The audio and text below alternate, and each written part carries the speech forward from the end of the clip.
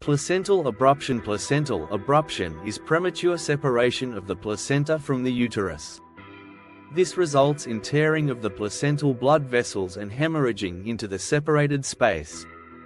This can occur before, during, or after labor. If the separation is large enough and life-threatening bleeding occurs, premature delivery, uterine tetany, disseminated intravascular coagulation, and hypovolemic shock can occur.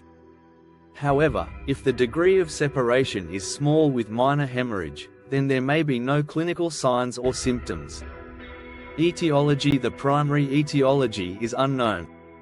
However, there are several precipitating factors including 1. Maternal hypertension, chronic, preeclampsia, eclampsia. 2. Prior placental abruption. 3. Maternal cocaine use. 4. Maternal external trauma. 5. Maternal smoking during pregnancy. Presentation. 3rd trimester. Vaginal bleeding, severe abdominal pain, contractions, possible fetal distress. Diagnostic test. Placental abruption can present in a similar fashion to placenta previa. In order to distinguish between the two, a transabdominal ultrasound is done. However, placental abruption still may not be seen on ultrasound. Important point we should know: placenta previa presents with painless vaginal bleeding, while placental abruption presents with painful vaginal bleeding.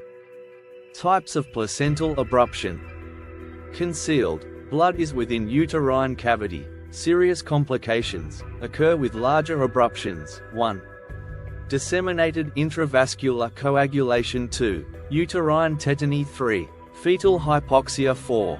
Fetal death. 5. Sheehan syndrome, postpartum hypopituitarism.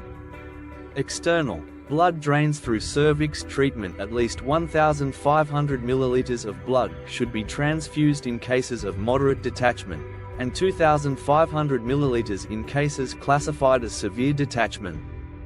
The first 500 milliliters are transfused rapidly. Rapid blood transfusion prevents renal shutdown and anuria. Venous blood is examined 2 hourly for evidence of coagulopathy and, if present, this is treated. Urine output is measured 2 hourly.